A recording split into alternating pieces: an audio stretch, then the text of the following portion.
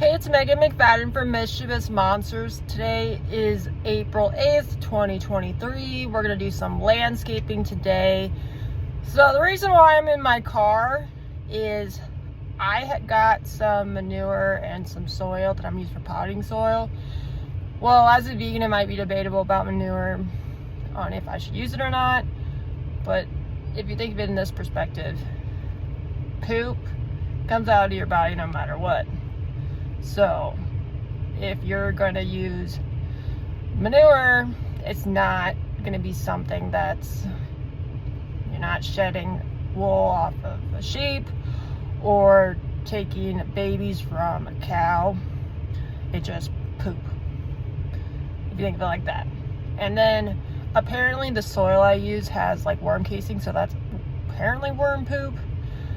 I heard some good things, but I was a little hoping that would save some of the worms and then go in my garden or something. But I'm gonna back up and put the soil and manure where it should go.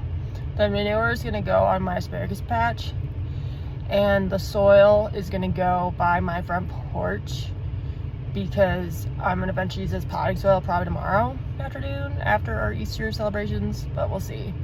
Give me a second because I can't do this while driving. This is my asparagus patch, and as you can see the progress of the growing of the grass. There's a little bit of green on the ground. If you can look a little closer, I don't think there's any asparagus yet, but it's gonna get pretty close. We're gonna get some buds of asparagus in the next week or two, if not sooner. And then I'll show you the stuff in my back of my car. Ignore the pop cans and stuff. I'm getting rid of them later. So this is the manure I got. It was $2.49 at the local hardware store. Apparently a little goes a long way.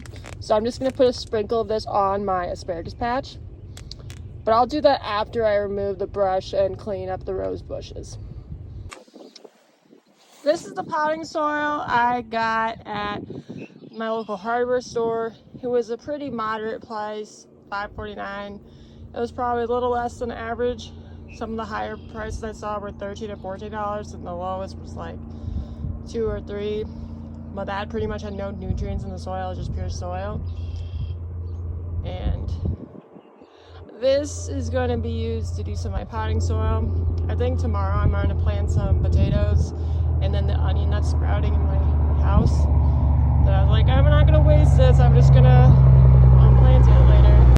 I'm gonna try to start feeding the birds a little bit of food. I got a little bit of bird seed. This is the bird feeder I'm gonna use. It's small, so hopefully I don't need to feed them that much every day or every other day, depending on what I feel like doing and what the birds want.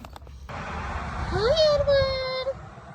I think I found a good spot for the bird feeder. Get this out. Hopefully this will work okay. And then my cats can watch the birdies from the window. These are the last of the seeds I'm going to buy this year. This is I have winter squash, another winter squash, a blue pumpkin, cucumber, and then lettuce. And then I need to start making the seedlings sometime this or next week. I mean, like, not this weekend, but sometime during the week or this week, next weekend. My bulb plants are starting to bud. I think these are tulips, if I'm not mistaken. And there's like a humongous row of these that it looks very nice when they bloom. This is a John Deere Gator, and I'm going to use it to get rid of the sticks in my yard. And don't forget your safety glasses. Sometimes I forget. Sometimes I'm like, oh no, I'm about to poke my eye out. But let's get going. My yard is way nicer now with trees picked up. There used to be a bunch of branches over there, and now they're gone. And there was some over here, and now they're gone.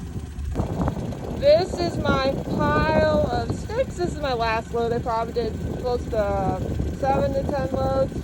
And then I probably took about the same amount of bigger sticks and put them on the pile. I have just enough time to trim my rose bushes, so safety first. You got your safety glasses, some type of rose gloves, or else you're gonna get a lot of pokes in the hand. And even rose gloves, there's still, you can get pokes in the hand. You get a wheelbarrow, or I'm using a gator, and then some sort of trimmer. This is the main rose bush I wanted to tackle. I did not trim it last year because I didn't fully know what this was.